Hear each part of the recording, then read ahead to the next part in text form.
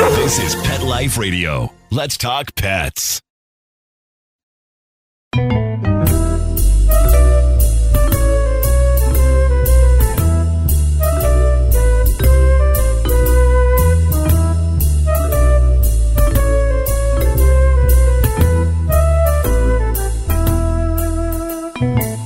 Hello, cat lovers. Welcome to Cattitude. I'm your show host, Michelle Fern, and you're listening to Cattitude on Pet Life Radio. So today's topic, it's not the most fun topic I have on Cattitude, but it is necessary. My guest today is very well educated in coping with the loss of your cat. We don't talk about grief enough, because it's something that unfortunately we're all going to deal with if we have a cat.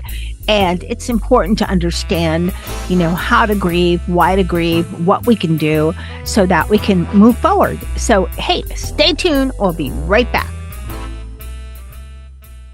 Kitty Poo Club reinvented the litter box. No more scrubbing that stinky plastic tray. Or worrying, oh my God, do my guests smell that? No cleaning. No scrubbing, no more stink. You are going to love it. Your cats are going to love it. Go to kittypooclub.com, and when you order, save 30% on your first auto ship. Visit kittypooclub.com, use code MEOW30 at checkout, and join the club, the Kitty Poo Club. Let's talk pets on PetLifeRadio.com.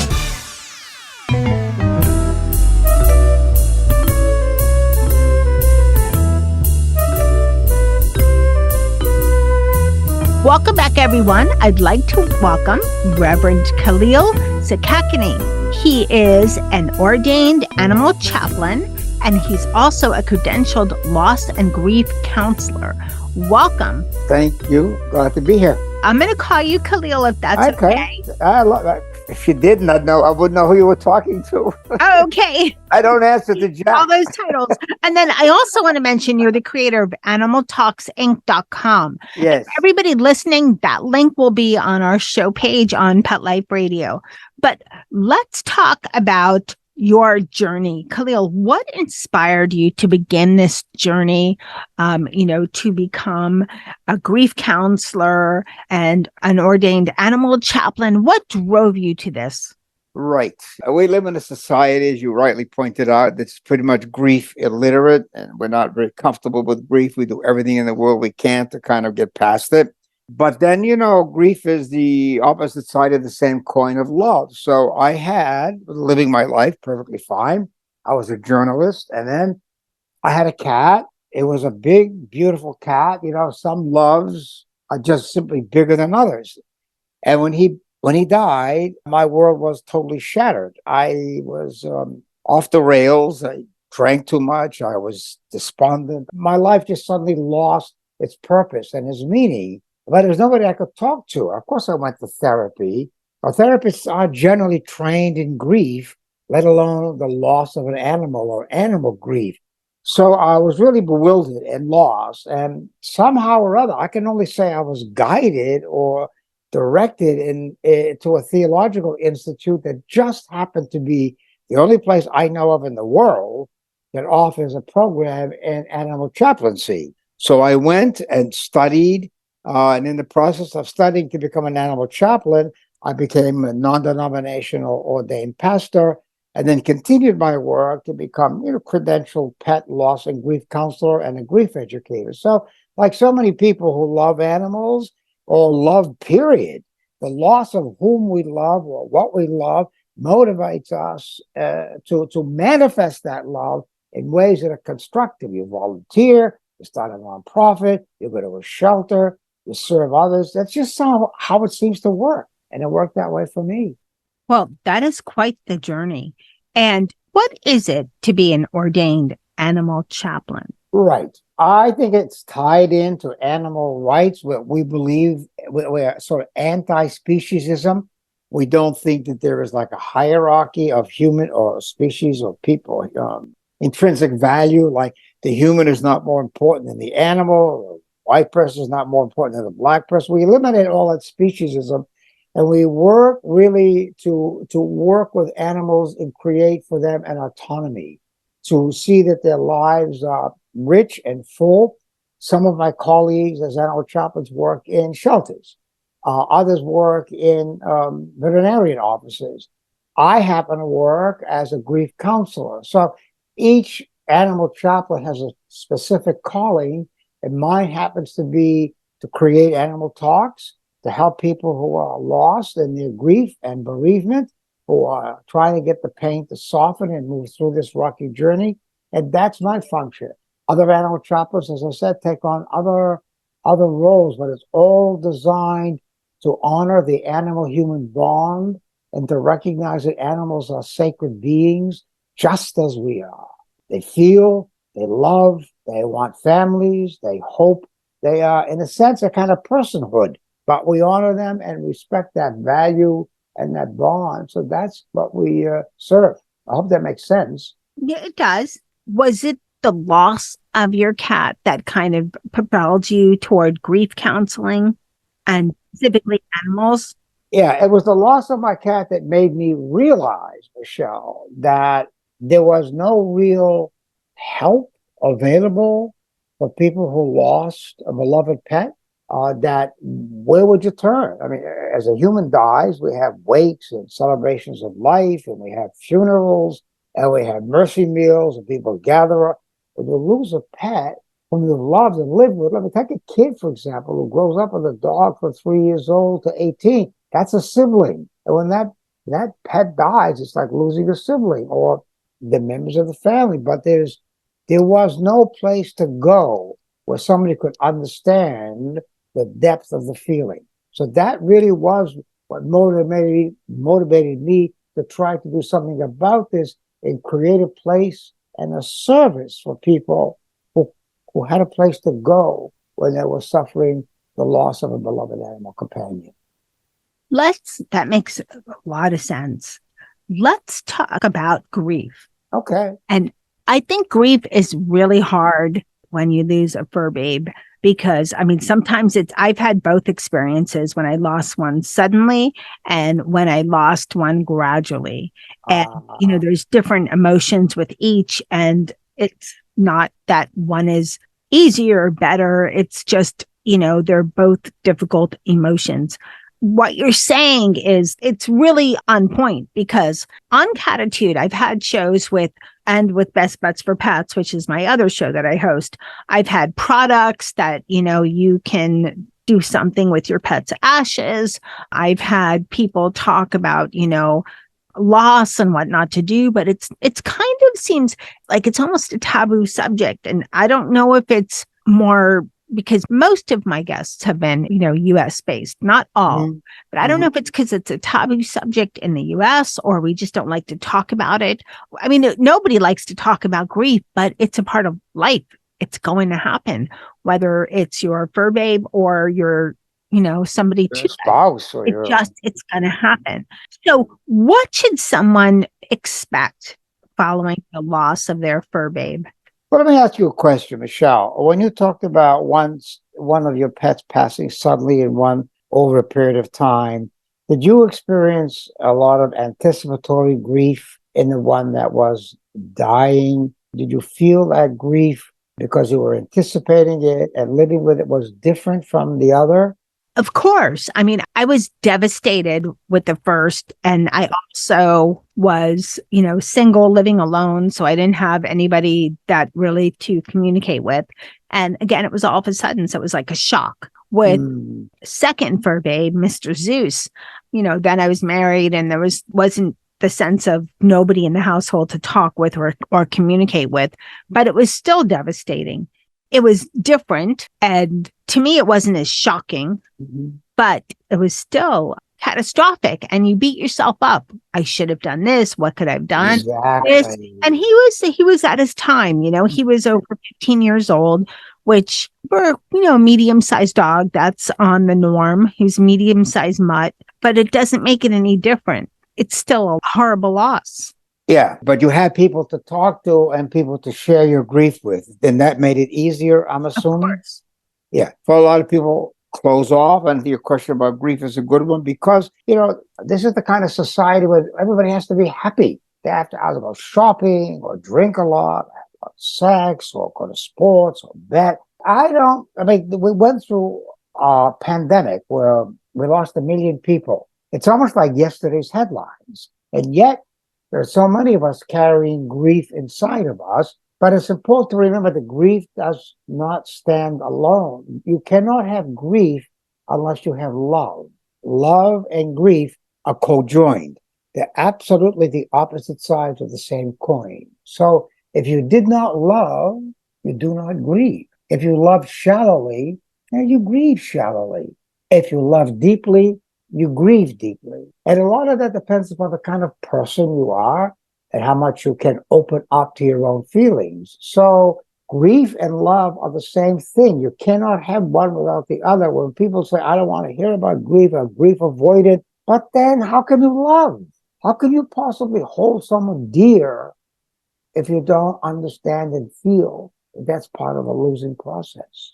So again, what are some things that somebody can expect? Yes. We're going to go into the stages of grief right after our break, but what are some things that, there's people listening and cats, tend to live longer than dogs, but still you get to where, it varies, it depends on your cat. Generally, they live to 16 to 20 years.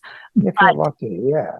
There's still that you have to think about, okay, I'm most likely going to outlive my cat. Am I prepared? What should I expect? And some people listening have a cat that's unfortunately, not doing so well. So what are some of the emotions that they should expect? And then we'll talk after the break about some of the stages of grief. Yeah, you know what, Michelle? I don't think you can prepare for this. How do you prepare for it? No, it happens, it occurs, and you're devastated. And I think that the first thing people feel, as you did too, is a kind of bewilderment. Look, for 18 years, the mind has created a reality. This is how I walk in the door. This is where I feed the dog. This is where I put the leash. This is where the cat's litter box is. The mind is doing everything you trained it to do out of your love for your animal companion. And then all of a sudden, the animal's gone. And the mind and the brain are saying, well, wait a minute.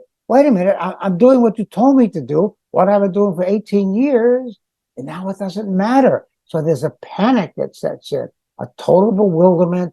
And the first thing people usually feel is disbelief, complete disbelief. Now what do I do? My world has changed. The brain is looking for a way. It's like putting a car in neutral or racing the engine. It's not going anywhere. It doesn't know where to go. So bewilderment, uncertainty, guilt, loneliness, a classic, and thinking you're going out of your mind sometimes. It's like the house feels empty. It's asking where the other life is. So those are the deep emotions, which especially include bewilderment, feeling lost, feeling empty, feeling disoriented. And that's why we ask people not to make any decisions during this period of time, like not getting another pet or creating a new will or buying a car, because you're just not yourself. You're out of your reality, and you need time for the mind and body and brain to catch up. We're going to take a short break, and we'll be right back. Kitty Poo Club reinvented the litter box. No more scrubbing that stinky plastic tray. Or worrying, oh my God, do my guests smell that? Kitty Poo Club has solved the stink. And now the worst part of cat ownership is hassle-free. No cleaning, no scrubbing, no more stink. And the best thing is, you don't have to buy some oversized contraption that will break down. Kitty Poo Club litter boxes are manufactured to make your life easier. You have one cat? Easy peasy. A small mountain lion? No problem. You are going to love it. Your cats are going to love it. Believe me, there are good reasons why we sold over 3 million boxes. Go to kittypooclub.com, read the amazing reviews, and when you order, save 30% on your first auto ship. Visit kittypooclub.com, use code MEOW30 at checkout, and join the club, the Kitty Poo Club. Let's talk pets. Let's talk pets On Pet Life Radio. Pet Life Radio. PetLifeRadio.com.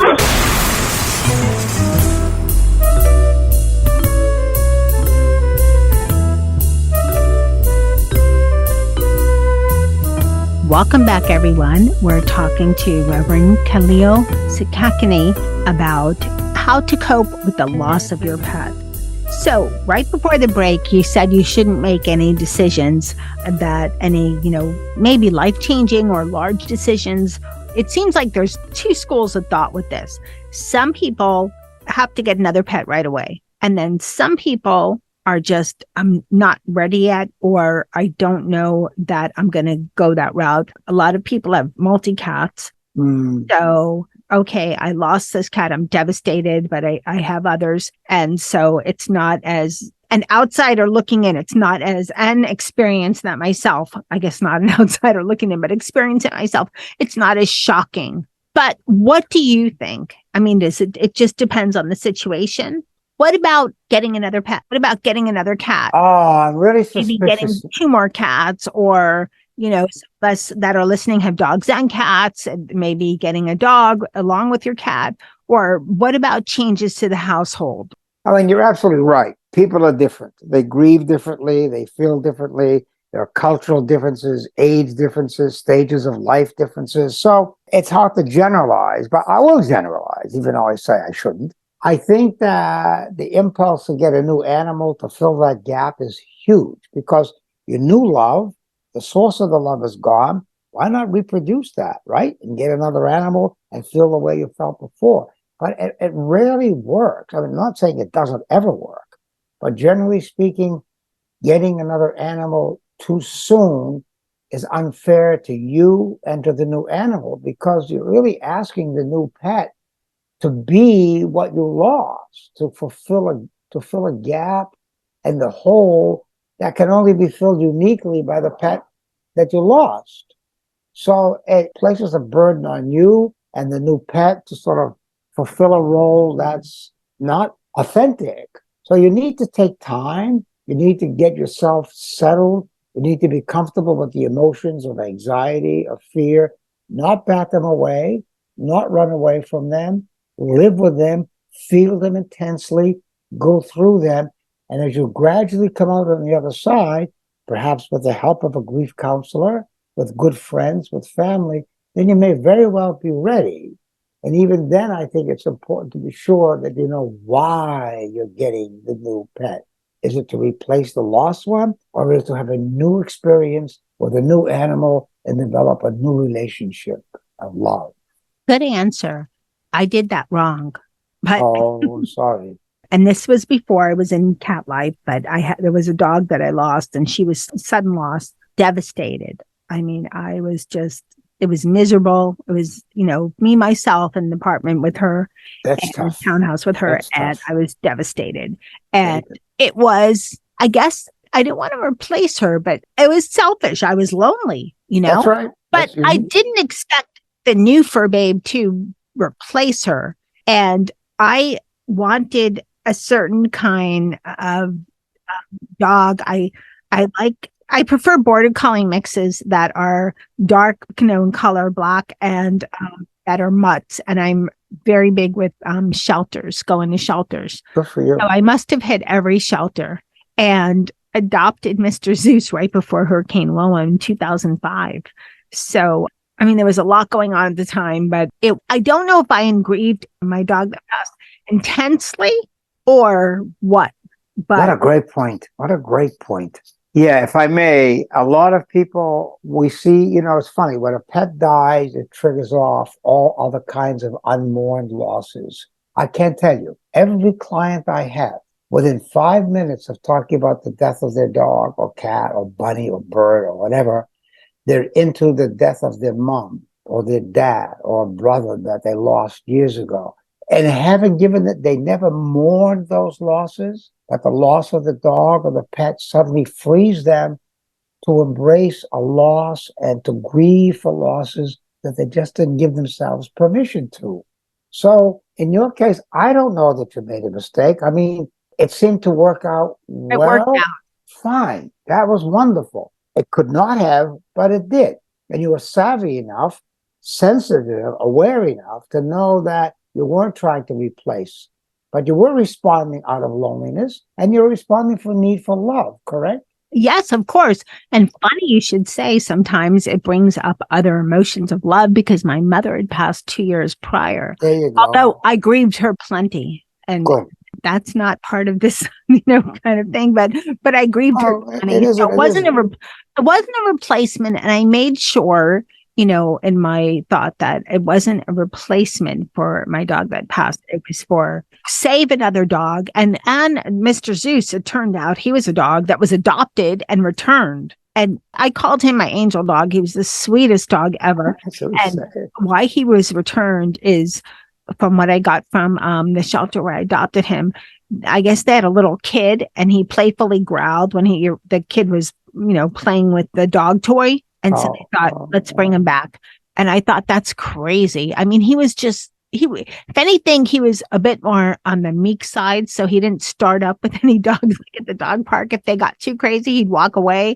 But if they really, I guess got to him, he would tell them, hey, growl a little bit and leave me alone. So I think it was timing. And I just got really lucky. We are so pet illiterate in many ways. I mean, I see people walk their dogs.